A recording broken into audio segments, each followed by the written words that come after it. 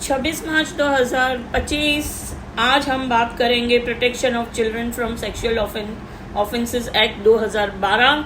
ये जो केस है वो इलाहाबाद हाई कोर्ट से सुप्रीम कोर्ट में आया है। उसके पहले हम नीचे की ट्रायल कोर्ट में क्या हुआ वो भी हम डिस्कस करेंगे। जानने के लिए आप मेरी चैनल को लाइक, सब्सक्राइब और शेयर कीजिए। चलो आगे बढ़ते हैं कि ये जो केस था वो अक्यूज 2 लोग थे, पवन और आकाश, और उसने एक 11 साल की जो लड़की है उसकी ब्रेस्ट पकड़ी और उसका पजामे का नाड़ा खोला, तोड़ा और पुलिया के नीचे दबाया। तो ये केस है और इसके ऊपर जो पोस्को एक्ट जो हमने कहा उसका धारा 376 376 और धारा 18 के तहत अटेम्प्ट टू कमिट ऑफेंस जो ज़्यादा प्रावधान देता है इम्प्रिजनमेंट का, उसके तहत कंप्लेंट की गई। और जो आकाश का जो था उसने किया ऐसा बोलते हैं।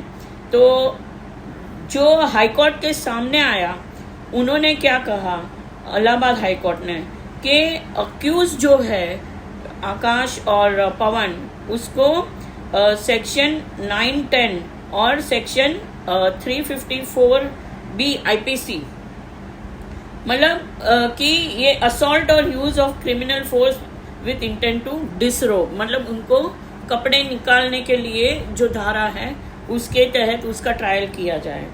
और ये पोस्को एक्ट का अग्रावेटेड सेक्सुअल असॉल्ट के तहत उनकी ट्रायल की जाए। अभी ये जो इलाहाबाद हाई कोर्ट का जजमेंट आया उससे सोशल मीडिया में बहुत चर्चा हुई, ऐसे कैसे हो सकता है, और काफ़ी क्रिटिसिज्म भी आए। वहाँ से गए जो अफेक्टेड पार्टी थी वो आर्टिकल 32 के अंदर सुप्रीम कोर्ट में गए, उसको भी खारिज कर दिया जस्टिस बेला एम त्रिवेदी और PB वराले ने। अब क्या हुआ, तो आज एक जस्टिस BR गवई और जस्टिस AG मसीहा उसके सामने उन्होंने सुओ मोटो इसका कॉग्निजेंस लिया और उन्होंने कहा कि हाई कोर्ट का ये जो जजमेंट है उसके साथ हम अग्री नहीं करते हैं।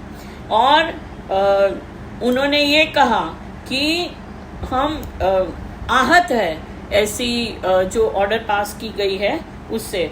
और ये जो सुओ मोटो कॉग्निजेंस लिया गया ये जस्टिस गवई की बेंच ने वो किया गया। सीनियर एडवोकेट शोभा गुप्ता ने एक चिट्ठी लिखी थी, एक NGO है we the women of India, उनके द्वारा ये चिट्ठी लिखी गई थी, उसका कॉग्निजेंस लिया और सेंट्रल गवर्नमेंट को भी नोटिस इशू की गई है। और Uttar Pradesh union of India, state of Uttar Pradesh और पार्टीज जो है जो हाई कोर्ट के सामने उसके लिए अब हमारे solicitor general of India Tushar Mehta ji appear हुए और उन्होंने भी कहा कि हम ये जो जजमेंट पास हुआ है इलाहाबाद हाई कोर्ट का उसके साथ हम सहमत नहीं है।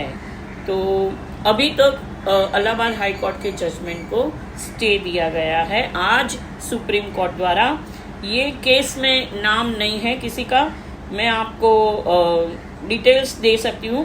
Criminal revision number 1449 of 2024 and ancillary issues SMW criminal number 1 2025।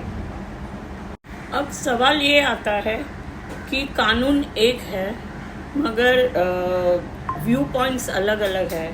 जैसे ये जो सुप्रीम कोर्ट की जो बेंच थी वो आर्टिकल 32 की रिट पिटिशन फाइल की, तो वो डिसमिस हो गई लोकस के ग्राउंड पे।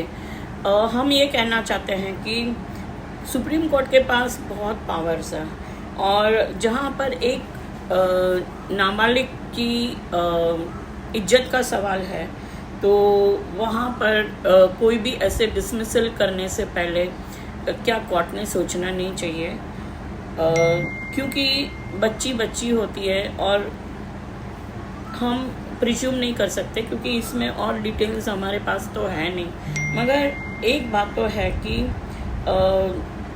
अगर ऐसा कुछ हुआ है तो